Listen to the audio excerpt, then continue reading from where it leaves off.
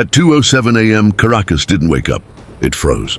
Because in that exact moment, the city's airspace stopped belonging to Venezuela. No warning, no declaration, just silence.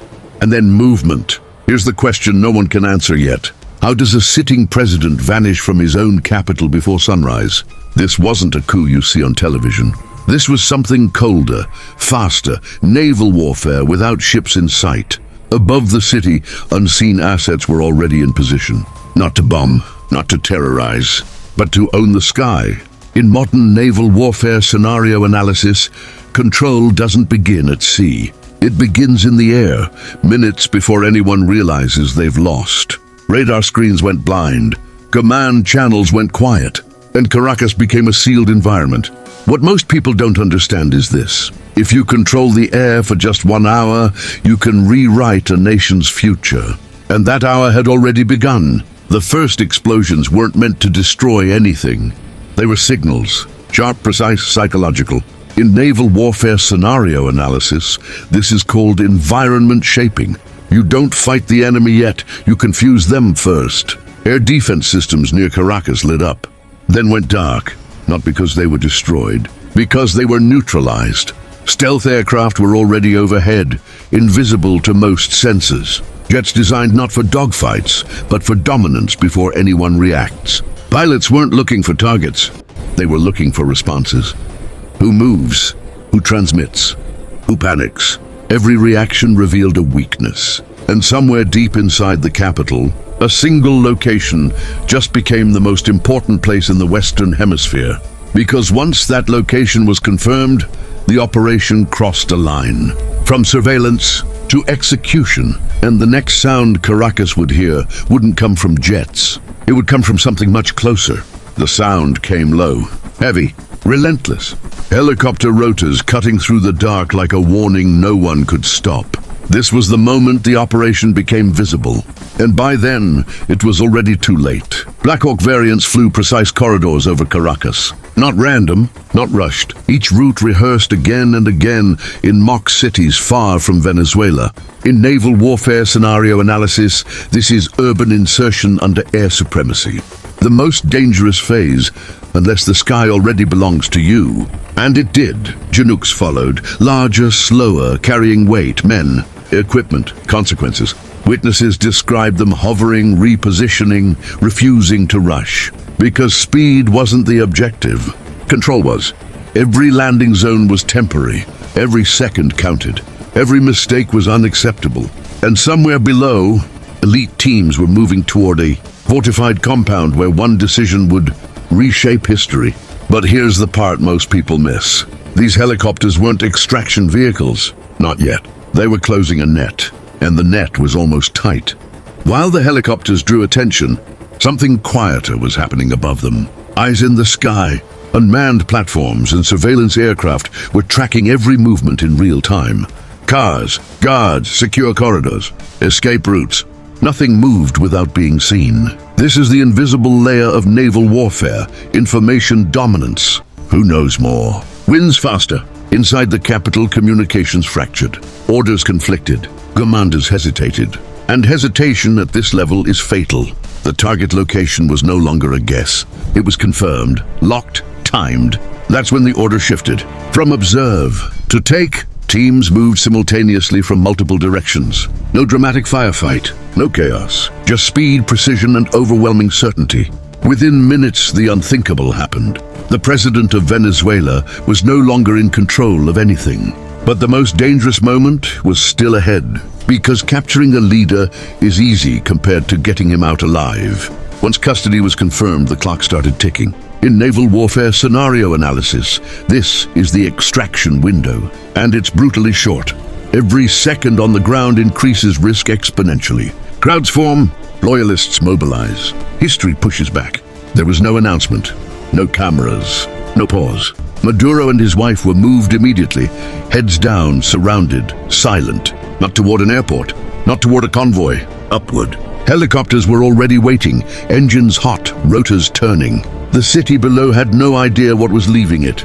As the aircraft lifted off, Caracas disappeared beneath them. Lights fading, authority gone. And here's the chilling part. At that moment, Venezuela's leadership was airborne, but nowhere near safe, because the most critical phase of the mission was still unfolding. The sea was next, and something massive was waiting beyond the horizon.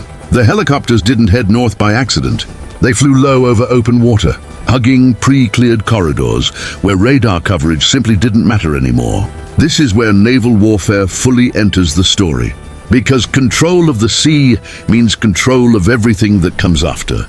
Waiting offshore was a floating fortress, the USS Iwo Jima, an amphibious assault ship designed for one purpose: project power without warning. Its flight deck was already active.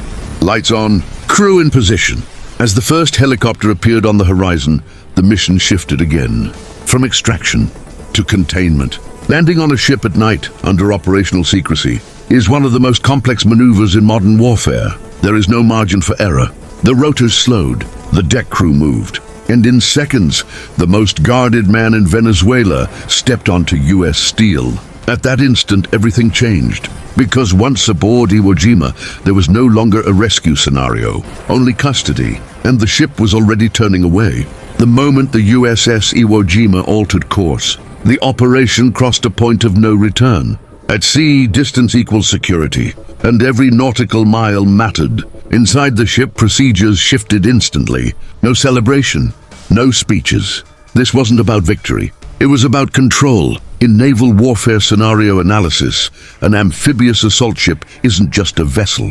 It's a sovereign bubble, floating territory, immune to outside pressure. Helicopters kept cycling. Airspace remained locked down. The task force expanded its defensive ring, because now came the question everyone had been avoiding. What happens next? Back in Caracas, confusion spread faster than facts. No official statements, no confirmation. Power hates a vacuum, and somewhere within Venezuela's military and political elite, decisions were being made in panic. Because when a leader disappears at sea, the real battle doesn't start with weapons. It starts with loyalty, and that battle was just beginning. Silence became the loudest signal. No broadcast, no emergency address, no flag on screen. In naval warfare scenario analysis, information delay is intentional. Confusion buys time. Time buys control. Inside Venezuela, commands conflicted.